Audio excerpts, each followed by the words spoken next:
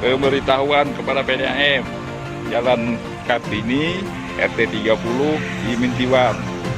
Diduga pipa lighting bocor. Demikian info. Dia bertekoran pulang.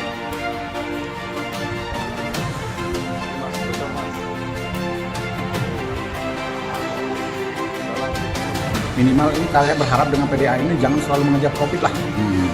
Karena ini kan yang namanya PDAM ini kan melayani kemaslahatan masyarakat. Yang namanya PDAM ini perusahaan daerah air minum itu jangan mengejar profit.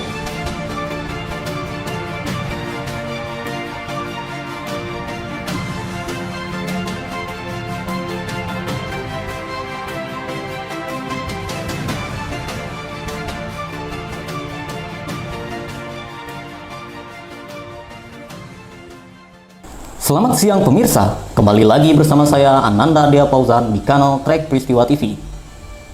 Rencana kenaikan tarif air oleh PDAM Tirta Sendawar terus menuai sorotan dari berbagai kalangan masyarakat. Di tengah usulan kenaikan tarif hingga 9% pada 2026, DPRD Kutai Barat justru menyoroti tingginya tingkat kebocoran air yang menembus angka 56%. Keluhan mengenai kualitas air yang sering tiba-tiba keruh atau kotor, serta sering tidak mengalir juga menjadi sorotan utama warga Kutai Barat selaku konsumen PDAM Tirta Sendawar, saudara. Apakah kenaikan tarif ini menjadi solusi atau justru menambah beban masyarakat di tengah layanan yang belum maksimal? Berikut ulasan lengkapnya hanya di kanal Trek Peristiwa TV. Trek Peristiwa hadir untuk menelusuri secara mendalam, mengungkap fakta menjadi berita. Fakta terungkap dalam rapat dengar pendapat antara manajemen PDAM Tirta Sendawar dan DPRD Kutai Barat, Senin 26 bulan Januari tahun 2026. Lebih dari separuh air yang diproduksi PDAM tidak menjadi pendapatan akibat kebocoran jaringan dan persoalan non-teknis lainnya.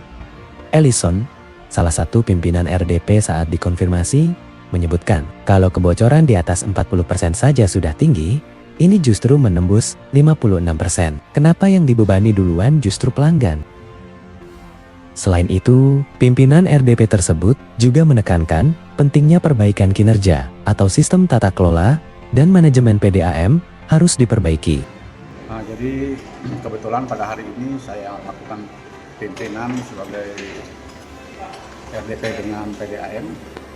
Asisten 2 Kabak Hukum dan Kabak Ekonomi tadi berharap minimal kinerja PDAM itu harus diperbaiki.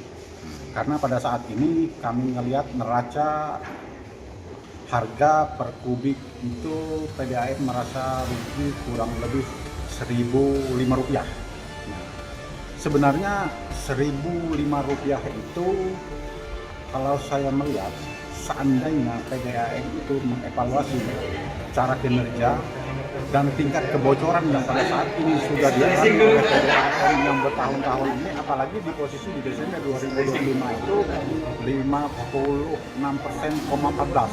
Seandainya itu dibenahi, insya Allah saya merasa PDAM itu tidak akan ada rugi. Lebih lanjut, Ellison juga menekankan, selain manajemen juga penting dilakukan di tahun 2026 ini adalah perbaikan seluruh instalasi jaringan air yang ada. Kalau memang itu mau dibenahi, jadi saya tadi menekankan kepada seluruh manajemen PDAM, seluruhnya berharap minimal PDAM untuk tahun 2026 itu melakukan perubahan, artinya melakukan perbaikan seluruh instalasi. Di mana-mana tingkat kebocoran yang sangat tinggi itu tolong dibenahi.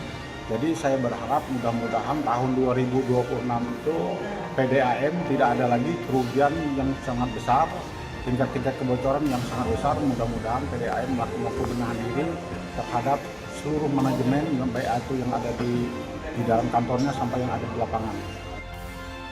Direktur PDAM Tirta Sendawar, Untung Surapati, menyebut penyesuaian tarif merupakan kewajiban regulasi. Tarif saat ini dinilai masih di bawah harga pokok penjualan, dengan defisit lebih dari Rp1.000 per meter kubik. Beban operasional seperti biaya listrik hingga belasan miliar rupiah per tahun, serta mahalnya bahan kimia dan perawatan disebut menjadi alasan utama. Ragam keluhan warga juga terkait layanan PDAM Tirta Sendawar. Salah satunya, Dedi warga Simpang Raya, air sering keruh hingga 2-3 hari. Selain itu, pipa bocor juga lambat diperbaiki oleh pihak PDAM.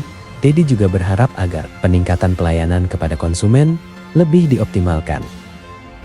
Dengan Bapak Dedi, posisi ini di Simpang Raya, depan SMA 2. RT 15 ya? Ya, RT 15. Baik Pak, ini terkait mengenai pelayanan PDAM, seperti apa pelayanannya selama ini? Selama ini kalau untuk PDAM lumayan bagus lah. Kalau untuk daerah di RT 15 jarang sih kita mati air. Cuman kalau pas habis hujan aja dia kadang keruhnya bisa 2-3 hari kalau air PDAM kalau habis hujan. Ini kalau untuk tarif berapa sih Pak? Kalau untuk tarif kubikasi kami di sini kalau saya di sekitar 11 ribuan satu kubikasi. Ya. Kalau untuk seperti kebocoran air atau teknis lain, masalah administrasi, apakah pernah ada kendala? Kalau untuk saya pribadi sih belum pernah. Cuma ada beberapa kali yang waktu pertama kita tinggal di sini kan nggak tahu nomor airnya, kita datang ke sana dilayani dengan baik. Cuman kadang titik-titik bocor aja sih, kadang agak lambat diperbaiki. Kayak di depan sini kan, di depan kubangan itu sebenarnya bocor air PDAM kayaknya. Karena nggak pernah berhenti kubangannya itu ada terus. Sejak kapan kira-kira? Rasanya kayaknya setengah tahun yang lalu kayaknya ada deh sudah.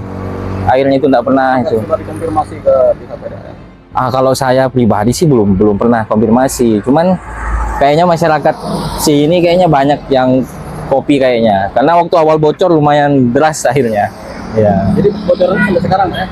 Kayaknya sampai sekarang, cuman kayaknya limitnya agak lebih kecil karena di kubangan itu sudah nggak terlalu banyak lagi airnya. Cuma masih berkubangan dia. Apa harapan Bapak untuk PDAM? Harapan saya sih mungkin tim PDAM lebih sering ngecek lah untuk yang foto-foto speedometer air, terus kalau ada kebocoran. Ibu Aemi, warga Sekolak Darat, juga keluhkan hal yang serupa, yaitu air keruh ketika musim hujan, juga sering macet setiap bulan. Beberapa hari tidak ngalir, hingga 2-3 hari, mengakibatkan harus membeli air untuk kebutuhan rumah tangga. Ibu Armi juga berharap tarif tidak naik, karena membebani ekonomi warga. Baik Bu, ada rencana tarif yang naik kisarannya sekitar 9%. Bagaimana Ibu menyikapi? Ya susah ya kan, harusnya ndak usah dinaikkan, itu aja sudah mahal kan maksudnya. Ya harusnya kita ndak usah terlalu mahal ya. Kita kan kerjanya kan susah kayak gini. Jadi kalau untuk pemakaiannya per bulan ini ada berapa harus gitu? 150 ya. Orang satu itu. Jadi untuk menggunakan ini ada sendiri atau patungan berapa orang? 5 orang. Untuk pembayaran apakah pelayanan pegawai ini sih atau sering mengecek di lokasi? Kadang di apa itu Indomaret, PDAM sana, kadang di ini sekitar ini aja.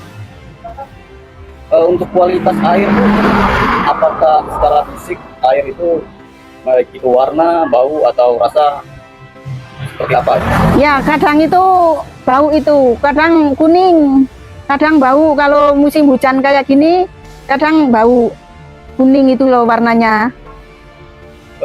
Apakah air selama ini dalam 24 jamnya lancar aja atau ada mati? Enggak, ada pasti ada yang sendat. 1 bulannya itu pasti ada. Berapa hari? Ya kadang 3 hari, kadang sampai itu aku beli tandan itu kan. Kalau 3 hari kan enggak mampu kalau 1 tandan aja. Apa harapannya Ibu kepada pihak PDAM ke depannya? Ya mudah-mudahan jangan naik lah. Kasihan yang ini orang kecil-kecil kayak aku maksudnya. Akankah pembenahan kebocoran dan kualitas layanan dipercepat? Atau justru pelanggan kembali menjadi penyangga utama persoalan internal perusahaan? Keputusan akhir kini berada di tangan pemerintah Kabupaten Kutai Barat. Dengan harapan, kebijakan yang diambil benar-benar berpihak pada keadilan, layanan, dan kepentingan masyarakat. Demikian pemirsa, jumpa kali ini saya Ananda Dea Fauzan pamit undur diri. Sampai jumpa pada edisi berikutnya. Ikuti terus kanal Trek Peristiwa TV dengan menyajikan berbagai berita penting setiap hari.